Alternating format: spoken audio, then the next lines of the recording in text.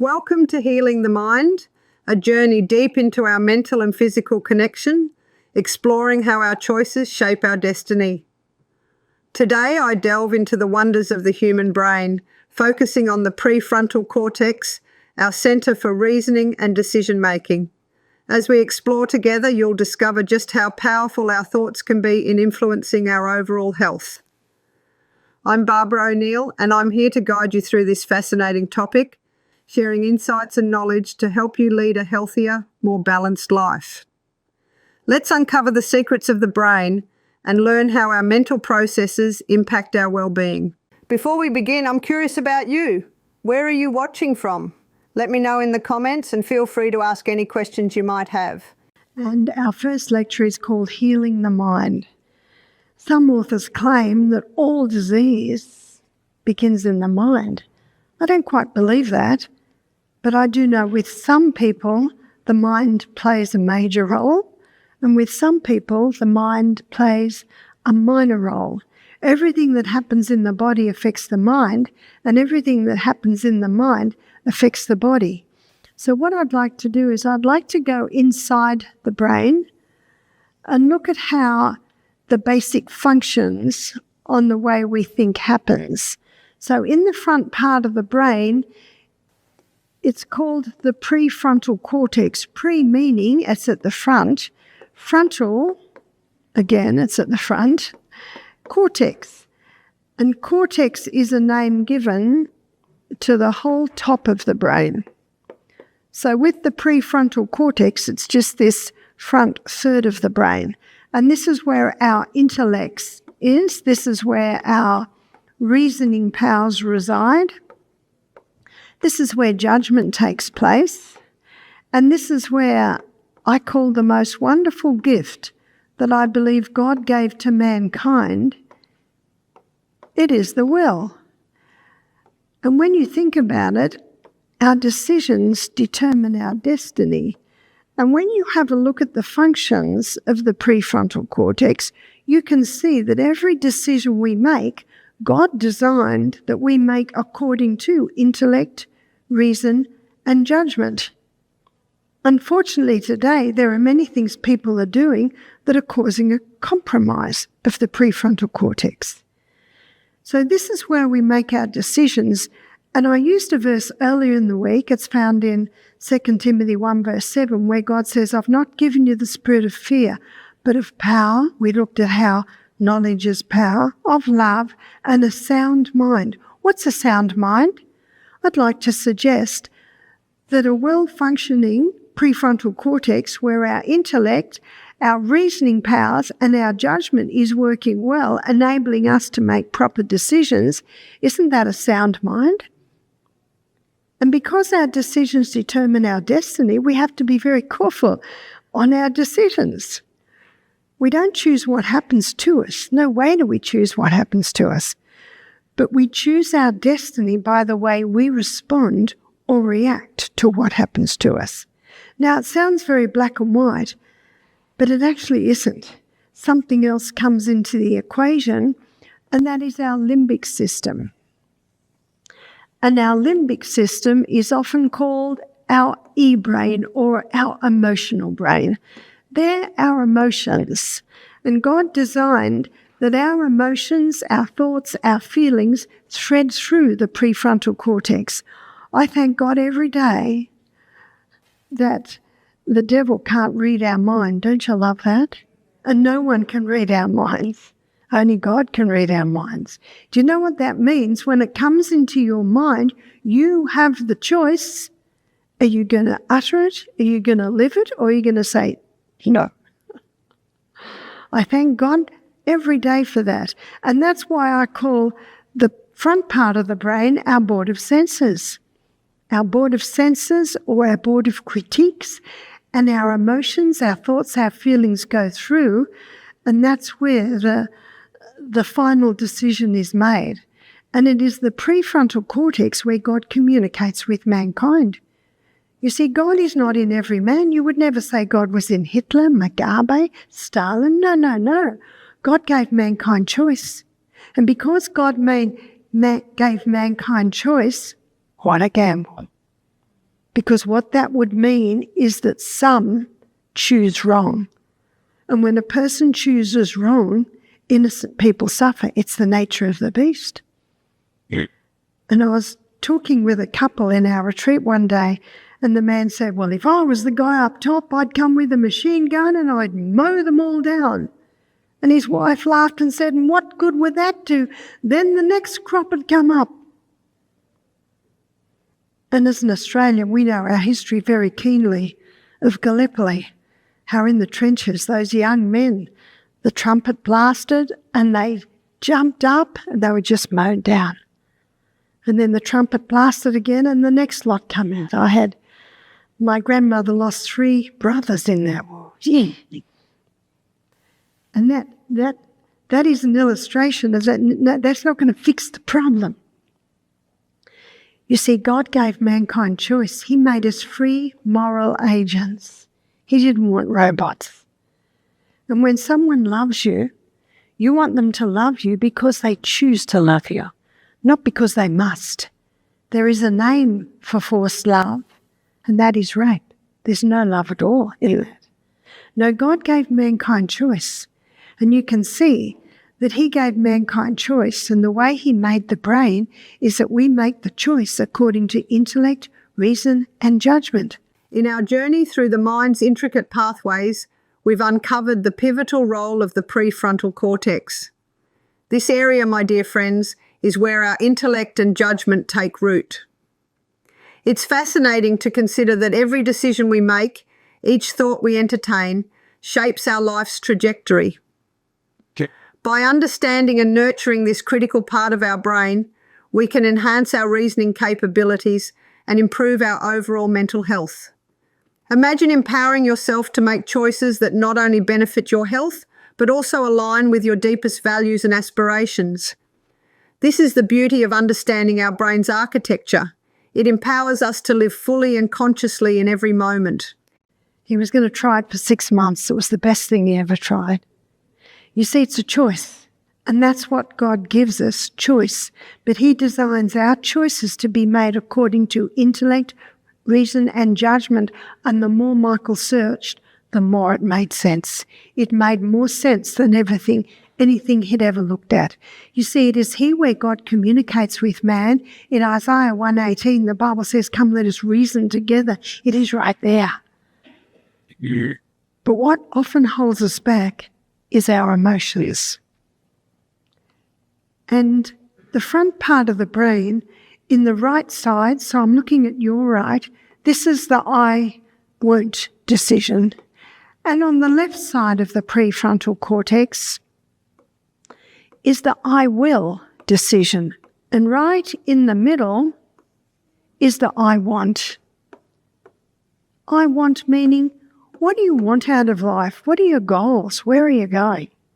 So let me give you a quick illustration of what we all experience, I think, as soon as we wake up. As soon as we wake up in the morning, our emotions, the first emotion is usually, oh, it's so nice in bed. I'll just stay a minute longer. I won't get up yet. I will stay. But as our reason, intellect, and judgment starts to dawn, we start to consider the day. The highest function of the prefrontal cortex is foresight, looking ahead and assessing the result of what we're doing right now. Start early. Do you take your water to bed with you? As soon as you wake up, start drinking, little by little by little, all through the day. Our brain needs water, and there's no reserve tank on the back. The only water that goes in is the water that we drink. Sleep. Dr. Matthew Walker, he shows that 10 nights of 6 hours sleep a night, 50% less cognitive performance, 50% less physical performance. 6 hours. Most people think 6 hours is pretty good. And when he'd finished writing the book, finished his study before he wrote the book, he was very disappointed with the conclusions. Why was he disappointed? He was hoping that the research would show, yes, 6 hours is pretty good. It doesn't. 8. It must be 8 for all the processes that happen in the night to be fulfilled. And tomorrow morning I'll show you how you can train your body back into that. Notice what I said. He was disappointed with the results. You see, 6 hours you feel okay. It's a deception. It's actually not okay. The next one is trust in God. Anxiety, discontent, remorse, guilt, distrust, all tends to break down the life forces and invite decay and death into the body. What are guilt, distrust, remorse? What are they? They are actually feelings. They are emotions. And we can accept those emotions or we can reject them. And one thing that frees us from these is the ability to forgive. Peter went up to Jesus and said, should we forgive 7 times? Peter thought that's pretty generous. Jesus said 70 times 7. What's that? 400 Anyway, lot of times. In other words, we should never stop forgiving. Most people don't realise that forgiveness is a prefrontal cortex decision. It's not an emotion, it's not a feeling, because our feelings will tell us they don't deserve it. And that may be true, but it's got nothing to do with it. You see, forgiveness is the only prescription in the entire universe that has the power to break the chemical bonds of hostility, anger, and hate. So in the book, The Ministry of Healing, in the chapter Mind Cure, where the author says grief, anxiety, discontent, remorse, guilt, distrust all tend to break down the life forces and invite decay and death into the body, what does that mean? Well, Dr. Carolyn Leaf, who's a Christian psychoanalyst, she's written some recent books called Who Switched Off My Brain? She says the same thing, and she says it because research is proving today that when we entertain or cherish negativity, thorns grow.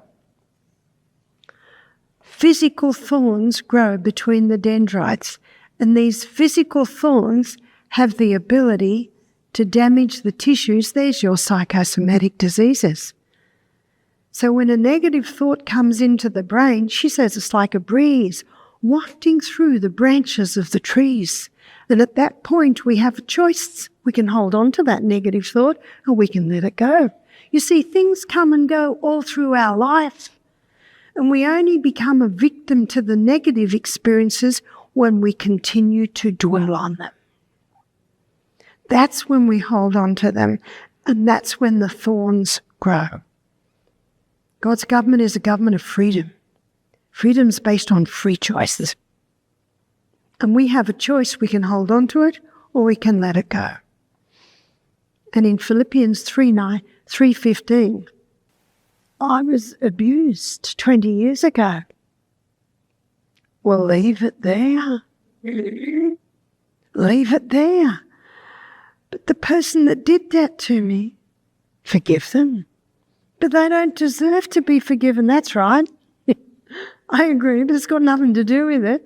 Because whether you forgive or not, they will never know. The only person that is affected by your forgiveness is yourself. Forgiveness cuts the chains that bind you to that painful past. Forgiveness gives you wings, gives you freedom, and it allows you to forget the things which are behind and reach forward. Dr. Carolyn Leaf shows that when we make the decision to forgive, because it's a prefrontal cortex decision, easy to make when that prefrontal cortex is well hydrated, well sunned, well slept, well nourished. When we make that decision, something happens. But this will only happen if we go to bed early, because it's the hours before midnight where the vacuum cleaner system of the brain, it's called the glymphatic system. And the glymphatic system is made up of glial cells, and the glymphatic system is the vacuum cleaner of the brain. Two things have to be present. We make the decision, the mental decision, I will forgive. Then we go to bed before midnight. And when those things are present, when those two things are present while we sleep, the glymphatic system comes along and vacuum cleans up all the thorns. As we delve deeper into the connections between our emotions and our brain's function, it's clear that the limbic system plays a fundamental role. This part of the brain, often referred to as the emotional brain, threads our emotions through the prefrontal cortex, influencing every decision we make. It's a profound realization that our emotions, from joy to sorrow, shape the health of our mind and body. By cultivating a well-functioning prefrontal cortex, we enable ourselves to handle life's challenges with grace and intellect. Consider how empowering it is to manage emotions effectively, allowing for decisions that lead to a healthier, more balanced life.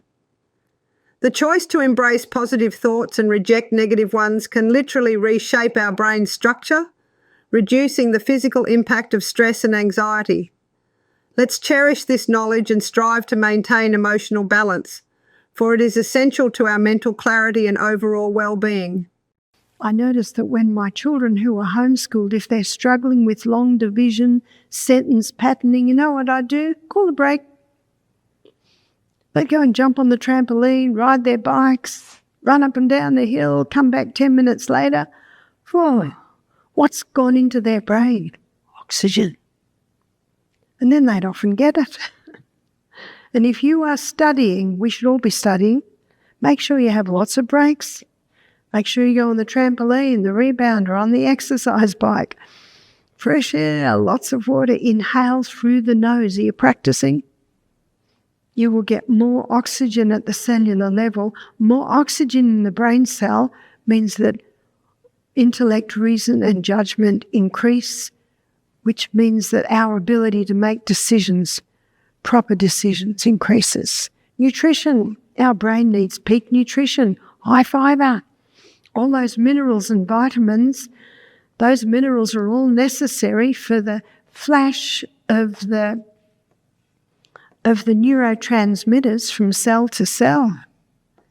You see, our brain is an electrical system and it needs nutrients for the proper functioning of this. Good amounts of fat. Remember that myelin sheath, it's a fatty sheath. Make sure you're having fat every meal. Have a look. You're having nuts, seeds, avocados, a little bit of olive oil. Open your baked potato, put olive oil on and Celtic salt. Makes it very, very nice. And protein. The neurotransmitters that flash from cell to cell are made out of amino acids. So our brain needs peak nutrition. Moderation in all the good things. Don't overdo the fats. No, I don't suggest a cup of olive oil a day.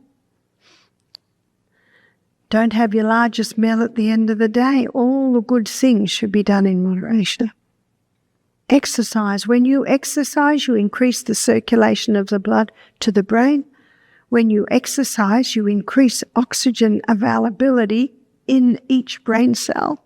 Dr. Neil Nedley, in his book, Depression: A Way Out, when he gets a very depressed patient, bipolar schizophrenia, he puts them on 7 hours of exercise a day. That's a bit extreme, it's cheap medicine. He said after 1 week they are so improved they can go to a 1 hour a day maintenance dose or 15 minutes high intensity interval training a day.